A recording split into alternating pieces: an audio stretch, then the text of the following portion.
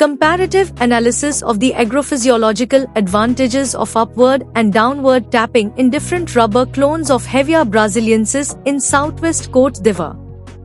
By 8P Moro, B.Y.C. Adu, M. Dairasuba, D. Conan, E. F. Somahin, T. H. Koaku and S. Obueba. The study examined the benefits of upward tapping over downward tapping for agrophysiological reasons in rubber clones GT1 and PB260 in southwest Côte d'Ivoire. It was discovered that, in comparison to downward tapping, upward tapping increased rubber productivity by 35% for GT1 and 37% for PB260 clones.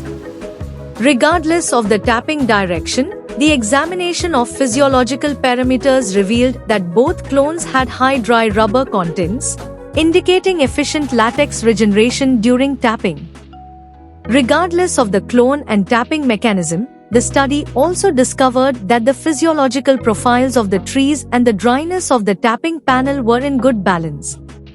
The downward tapping on the virgin bark of the lower panel, bow, is immediately followed by the upward tapping on the virgin bark of the upper panel, hoe, consecutively. To determine the agrophysiological advantages of one tapping over another, a study of the downward and upward tapping of the GT1 and PB260 clones of Hevea brasiliensis was carried out in southwestern Côte d'Ivoire.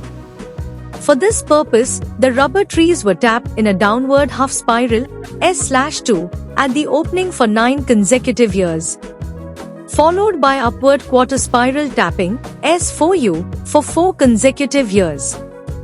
The agronomic parameters, rubber production and vegetative growth, tapping panel dryness and the latex microdiagnosis were evaluated.